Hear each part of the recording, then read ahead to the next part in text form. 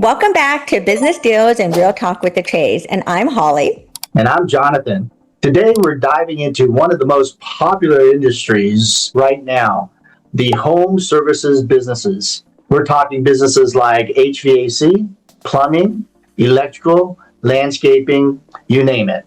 Yeah, Jonathan, these businesses are always in mind. They're in demand right now, but when it's time to sell, it's not always as simple as handing over the keys, right? Yeah, unfortunately, you can't just toss the toolbox to the buyers and say good luck. There are a lot of details that go into the proper preparation of selling the business and a lot of considerations in purchasing one of these type of businesses. Yes, there are. And great point, Jonathan. That's why we brought a true expert to walk us through it. Joining us is our good friend and senior broker and M&A advisor, Rob Radanovich. Rob's been in the trenches helping owners sell everything from small shops to multi-million-dollar service companies. Rob, welcome to the show. It's about time to get you on it. Really excited for you to share your knowledge and your expertise. Well, good morning, you guys. Thank you for the kind introduction. I'm happy to help and have enjoyed this. It's been a run with you guys. You guys are awesome to work with too. Oh, thanks. Let's start big picture, Rob. Why are home services businesses so hot right now in 2025? I think that they've been a good sector for a long time, but especially now because as people consider the future and they're looking, at a 10 or 20 year ownership, they're trying to project what type of businesses are going to be in need and what kind of services might be somewhat protected from the changing technology on the horizon, or actually that's going on right now. So, Rob, are you noticing like stronger demand in certain areas, like in HVAC versus plumbing, or is it just kind of across the board? I think a good business across the board in home services can be sold. There are a number of factors that will make one more desirable than the other. And preparation is absolutely important, but yeah, straight across the board, home services are needed. Yeah, that makes sense. I mean, nobody in the wintertime can, especially if it's freezing, put off fixing their heaters, or in the sweltering heat of summer, it's necessary to get your air conditioning fixed if necessary. And that's what these businesses offer, is ongoing demand from consumers. That makes sense, Jonathan. So, Rob, when you're working with owners, what's the number one thing they need to do financially before they even think about selling? I mean, it's a broad brush, but many successful business owners in the trades started, in the trades themselves. And so depending on their level of business, where they are revenue wise, they've experienced growth organically. Some have brought professional business people to help them, or some are just naturally good business owners. But there's a number of things that can be done, and really preparing financially is the key factor. I would say that having a look and understanding your financials, the way they're put together from a buyer's perspective, is absolutely essential. And oftentimes people don't really understand what a buyer might need because they've been working themselves, in the industry for 20 plus years. Mm-hmm. And so they started before people even had computer software that was running their accounting or their point of sale.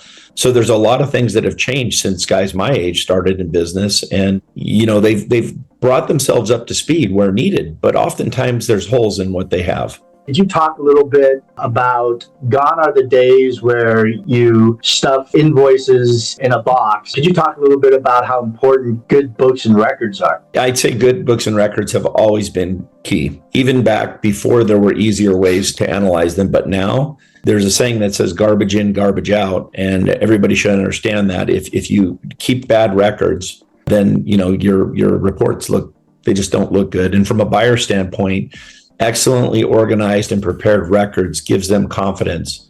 And the reason why that's important to you as a seller is if a buyer is confident about what they're seeing, they're more likely to be able to present the better offer. It's as simple as they understand what they're buying rather than have any sense of misunderstanding or that they have to hedge their bet because your books aren't clean. So it's of key importance to really organize your business in advance of going to market, or, be willing to reach out to a professional. Hopefully a broker is going to be able to help you understand what you need to do, in the short term to really bring things together. That's a great point, Rob. I think it does matter with good books and records, not only to help with build that buyer confidence, but also, oftentimes buyers are going out there and they're getting lending, SBA lending. So it's important for the lenders to also review the business financials. Yeah, that's without a doubt a key. I like to call it the golden rule. He who has the gold rules, and usually the bank's got the gold, and they're the ones that make the final decision on whether there's going to be lending. But even just as importantly, the type of business that you have, since you were speaking of HVAC, or perhaps it's roofing or siding or metalwork or construction, it's important to have the different types of sectors within your specific line of business identified. Because from a buyer standpoint, it's critical to understand who your customers are.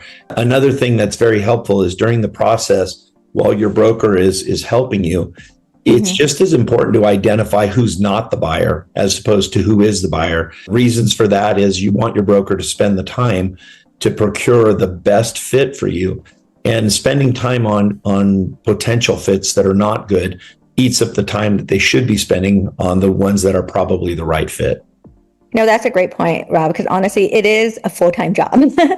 Helping navigating through all the buyers and such. Also, one area of expertise I know that you have a lot of knowledge in is when you're selling these businesses, what about the equipment and vehicles? Like, do buyers see those as an asset to add value, and how do you navigate that process? That's a really tough question. In home services, there's almost always going to be equipment that's needed in order to run the business, just trucks, trailers, specialty machinery. So a buyer who doesn't understand the industry might look at these things as the more equipment that's needed is actually an impediment to growth. Whereas somebody that understands the industry intimately might look at those, especially if it's going to be an individual new owner that's going to be stepping into the role of working and running the business themselves.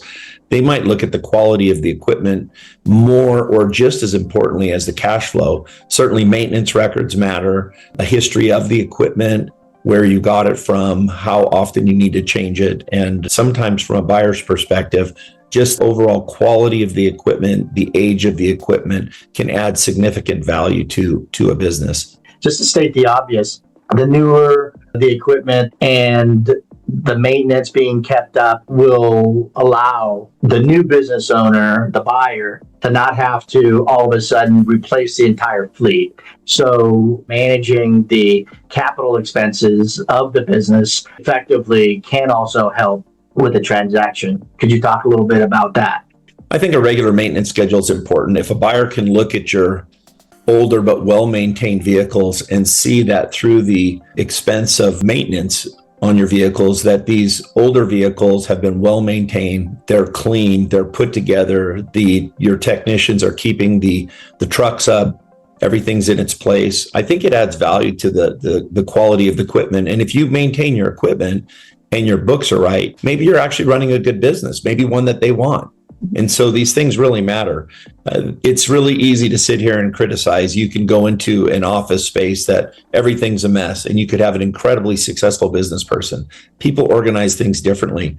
However, from the point of a buyer, almost exclusively, they're going to really look at the quality of the equipment, the cleanliness, the branding of the equipment may be part of their consideration. All those things can add up. And certainly the maintenance records, a clear path that the expenses have been run through, and they have now a kind of an idea of what a yearly maintenance record or yearly maintenance cost will run. And it gives them a better idea of how often they have to buy new equipment, because there is capital expenses that are real. All depreciation may not be considered an add back. There is real depreciation in these kinds of businesses, and they're considered by savvy buyers. Well, excellent. Thank you. Can you talk a little bit about the deal process, what it takes to get a business prepared and then ultimately sold? If you could give a little bit of a detail on that process for our audience, that'd be great. Sure. I mean, there is a one-size-fits-all problem with some of the questions that we have. And so I'd like to kind of throw a couple things out there. First of all, people have their own timeline. Some sellers are prepared and they need to sell. Maybe they've been prepared for a number of years, and that's great. They're picking their timeline. business is looking good. It's a good exit period. They've got a couple years of great financials. It's going to really support their business. That may make sense. Another person may like the idea of getting as much as they can for their business, but they don't have the time. So we have to help them, clean their business up and make it look as organized as possible so that the buyer will see it in the best light. And it's good for the buyer too, because the buyer better understands what they're going to be purchasing. So this really helps both the buyer and the seller when things are organized. There's just a number of factors that are going to apply to every specific situation, and it's really hard to cover them all. Some people have to make a quick decision because there's health concerns in the family, and that's really why you should always be planning. You should always be prepared to sell, so that when it becomes necessary to sell, that even if it's not the perfect time, you're still going to be more apt to sell and more apt to sell for a better price. I agree. I think that, you want to be able to have those documentations in place or have those processes in place. So when you do have to sell due to medical or any other life events, that you have something in place for you to maximize that value. So the other question I was getting, and this is probably going to be a very general question as well, but when it comes to like transition, what do buyers expect? And then, are they thinking a couple weeks of hand holding or several months of support? And I know that is probably dependent on industry as well. It really depends on industry. Licensing is a huge factor in some of the home services spaces. So it is challenging to bring that all into one thing. So again, just kind of getting back to, there's different buyers. There's an individual that is looking for a business, and they're not from the industry. They're going to need more hand-holding. So a transition period it could be as much as a year, maybe more. Maybe you hold the license as the seller as they work through their licensing. An arrangement can often be made, and a good broker is going to have a good understanding of who that likely buyer might be, but also be ready to pivot, because perhaps a strategic buyer wants to step in. They look at your 30 or 50-year-old company as really an add-on, a bolt-on. You have a more savvy buyer step in. They might see the equipment truly as a wonderful stepping point. Inventory is an important part. The employees are key. It's hard to get good employees. They like the multi-year history. They might be willing to pay a little more.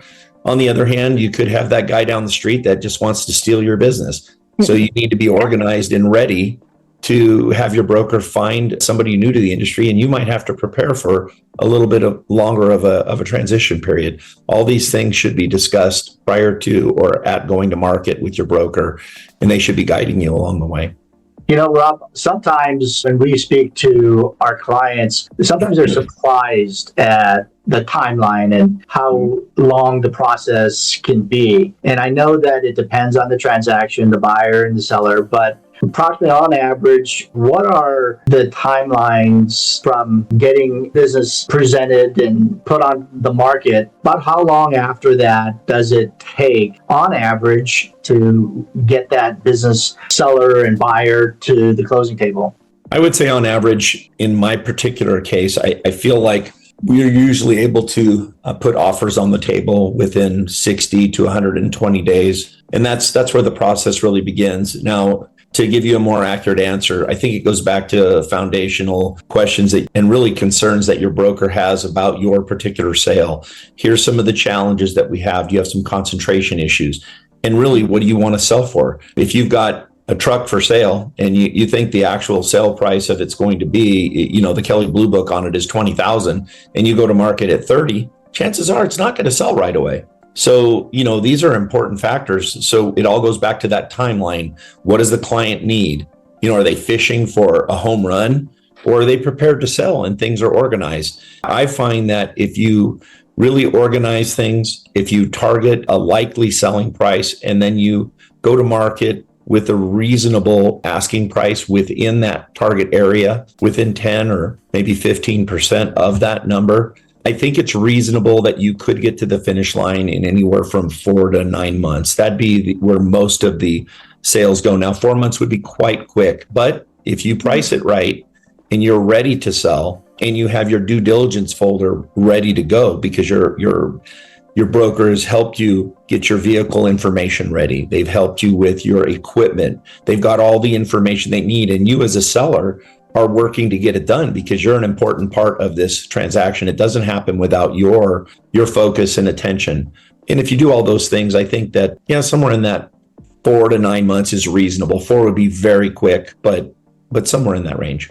So it does take a little bit of time, and it is a process. And what I hear you saying is the better prepared you are, the smoother the transaction and shorter timeline. Yes, and then also the firm that you choose is key. A firm that works at creating a wide buyer network with people that are actively looking. If they have those buyers that they're regularly communicating with, hopefully when your business comes to market or you go to your broker, they literally are working with people in advance of your business going to market that could be a fit. And when that is the case, oftentimes you can get multiple offers very shortly after going to market. Now, these may or may not be the right fit, but there's some initial interest, and it really helps the sellers understand kind of where their business fits, and it helps the whole process of finding out what have we missed. Have we missed anything, or is it a package that's ready to make it to the finish line? And oftentimes it is. If it's well done, you could get lucky and really get to closing in that window of, say, 3 to 5 months. And I think that is possible if you price your business right, if you're organized, and if you're prepared to negotiate and move this forward. You could move forward in a timely manner, but usually that's preparation is going to be the most important part of that process. You as a seller being ready to move forward with the right information and the right attitude. Rob, I love that. I mean, let's unpack what you said. So there was a lot of things in there. I think one is you prepare your sellers in selling by asking them these questions that buyers would ask and understanding the business. In doing so, you're asking about concentration, about different aspect of that business because of your industry experience. So I like that you do that, because then your sellers are mentally prepared and they're prepared for those questions that comes up because you've already addressed them. Holly, just to add to that, yes, absolutely. I mean, really having those conversations, at least not necessarily at a high level, but a little more detailed with the sellers, gives the broker the ability to understand the business a little better and field most of the questions, because ideally we don't want to be calling the sellers 12 times a day trying to figure it out because you just didn't do the job right in the beginning. So now you're playing catch up. So ideally your broker is thinking ahead and helping you pave a road to a successful transition. Yeah, and that's a great point, because I think that's what sets you, aside from other people, sets you apart from the other brokers. I think that you do really take your time and invest a lot of time into understanding the business. And also looking at it from a buyer's perspective, I think that's really important. And it is true that what you highlighted on, if you have those buyers, qualified buyers already that you have relationships with who are actively looking for these really great businesses, when we have a business ready to list and sell, we have these buyers already ready to, they're already pre-qualified. You have an understanding of a relationship, knowing what they're looking for. So it does help with that matchmaking process and getting a business sold sooner than later. So with that said, what's one thing that you think makes a business stand out to the buyers, since you do look at it from a buyer's perspective as well? Actually, it sounds like a very simple question. I know. But nothing for me is ever simple. Yes. I would say that if you can move your business to market with a multi-year track record of successful earnings and good net income and seller's discretionary earnings that is well documented, that would probably be the first standout. I mean, you can have somebody do a bad job at putting your business together. There are some good buyers out there that know how to figure things out, but having somebody organize your good financials is probably the number one thing. But a good presentation and the right attitude cannot be understated. I recently spoke with somebody who's decided to go to market on their own, and they were running themselves ragged, trying to really prepare for the sale. So many inquiries, they don't have their package done. Their financials were not only inappropriately put together, they were inaccurate. And so there's just a bunch of people out there that are trying to learn about a business that they think is good, but it's not. And to be fair, the individual didn't really know what they didn't know. So they're going to be taking time away from their work, and likely their business is going to suffer. This decision could actually cost them the ability to sell their business for years, because it's going to absolutely devastate their revenue, because the owner must be spending 20 or 30 hours a week trying to get his business sold. Yeah, and that's the hard reality, unfortunately, because it is a full-time job, brokering the deal and helping navigate the system and navigating just the buyer inquiries alone. Absolutely. One piece of advice to the home service owners or any business owners out there who's considering to sell, what should they do? What would it be? I would say select a professional that knows what they're doing. So that's number one. Listen to them as they help you organize things. Put the effort in to get the information they're requesting together. The better package that you can put together that really highlights what your business is about, really details out what sets it apart from some other businesses, because you're not just competing against, like if you're a roofing company, you're not just competing to sell your business against other roofing companies. You're competing probably against all other home service companies, because the right buyer for you is not necessarily somebody that wants a roofing company. They're somebody that wants to change their life. There's somebody that wants to make a better future for their children. And so they're looking at your business to make a critical decision. It's almost like, a dating process where you're looking for the right partner for your future. And the better you dress that business up, the more looks it's going to get, and the more likely you're going to get an effective look and make a good match. So I think really selecting the right partner is going to be key. Yeah, I agree with you that great preparation is super important, and that having a great broker partner is important too. There is a statistic that the IBBA puts out, International Business Brokers Association. It's a trade organization that on average, an average business broker will get about 20% more if the business owners sold it for themselves. Those are averages, but I think that it is wise to work with a good broker from the point of view of the business owner, because there are a lot of complexities that they don't know about. And what you said is sometimes they don't know what they don't know. But I think it's as simple as this. Working with a good broker allows the business owner to get more for their business and then save themselves the brain damage of the process and the work that goes into selling a business. But, I know for our shop, on average, takes 150 to about 250 hours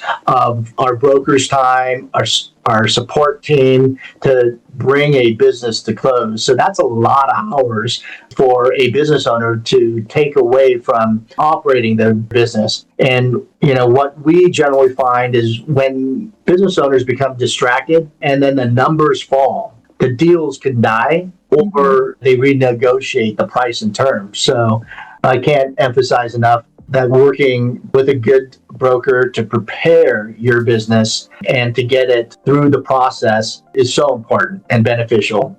Yeah, I would certainly say that having the right fit of somebody that understands the cadence of your business, understands, whether you have technicians, installers, fabricators, all those things are pretty important when they're putting the package together. Buyers are going to know a lot more at times than a broker understands about the specific industry that you're in. We cover a wide range of businesses, and there are similarities in service businesses that transcend the specific sector that they're in, but really understanding the flow of business, the flow of money coming in, who does what, is all part of putting together a well thought out plan to pave a successful future for the buyer. Because without that, then, the buyers are maybe going to pass and go look at another opportunity. Thanks, Rob. Could you talk a little bit now? Let's say that you've done your work and you've gotten the business to the closing table. Could you talk about what the transition period for the new owner kind of looks like and the importance of that? Well, to Hollie's point earlier, it really depends on or not really her point, but the discussion that we had really depends on whether it's a strategic buyer or if it's an individual that has some experience in that particular industry or somebody really looking to change their life. Licensing really matters a lot in specifically the home services industries, or sector, and specific industries within that. So generally speaking, I would say that if you find a buyer that has industry experience or is a strategic buyer, the transition may be as little as 30 to 60 days. I think that's very reasonable. It could be 2 weeks because they have the correct licensing, they have the know-how, and they really need you as the seller to hand off specific clients and to make help the employees understand that they should be happy for you that you're retiring, and that, even though the unknown is scary, it's going to be okay. Because hopefully, as a conscientious seller, you've not only looked at the selling price, but you've looked at the fit for your company. I mean, those individuals that you're passing that are part of the company have really helped you be successful. And hopefully a thoughtful seller is considering all those things as they move forward. Now, if it's a buyer that has no industry experience, but there's a really great fit, but they really don't have specific industry experience, this is where a longer transition period may be required. And depending on the fit, how easy your business has been to attract buyers, if it's going to be a challenge, all those things can matter. But a transition period could run in excess of 3 months. It could be a year or 2 years. So, and that could be part of your exit. That could be a way for you to get the value that you need out of the company rather than just get paid all at once up front. If somebody took over the heavy lifting of running the business, as you help to organize the team for the transition and the buyer really learns their new role, there could be a value to that. SBA guidelines usually preclude anything over a year, but there are a number of ways that things can be put together that can help both buyers and sellers. So I guess the answer really depends on the match, and you can help guide what an appropriate transition looks like. What I try to do a number of things, but just to keep it short here, a broker that's doing their job right really should nail things down from both sides, get an agreement, and then that gets built into the final definitive transition agreement and the sale agreement as a price structure, or there's a number of things that are done. But yes, you should be building that in, and the attorneys that you work with on both sides should be taking your lead on that. And Rob, thanks so much for expanding on this, but this was gold. Thanks for pulling back the curtain on how these deals really work. And so for a buyer out there or a seller out there preparing to sell their business, how can they get a hold of you? I mean, the best way is probably to find us through our office at Transworld Business Advisors of Oregon Central. My email address is rradanovich. Thank you so much, Rob. And for our listeners out there, if you own a home service business or any other type of businesses out there, and remember, clean financials, recurring contracts, and strong system don't just help you run a better business, but they also make it worth more when you're ready to sell, as discussed today. Yeah, we've been talking about good brokers, but I've got to say, Rob is one of the best in the industry and specializes in the home services. So please don't be shy about giving him a call, whether you're ready to sell now or just thinking about it. He's got so much wisdom and insight on the industries and can really be a great resource. So Rob, thank you for being on the show and being a resource for our business community out there. Yeah, just one last thing to add to that. I was a seller myself at one time. I didn't work in the home services businesses. I worked in the trades. And looking back when I was preparing to sell, I was lucky enough that our things were pretty tidy and it went rather well. But I would just say, just reach out. It doesn't cost anything to have a consultation and really get a feel for it. You might just have some basic questions and you're welcome to do so. Happy to take your call. And if I'm not the right fit for you, I could certainly, maybe send you down the right road. Excellent. Well, that's it for this episode of Business Deals and Real Talk with the Choes. Be sure to subscribe, share this with another business owner, and join us next time for more behind-the-scenes conversations about buying and selling businesses.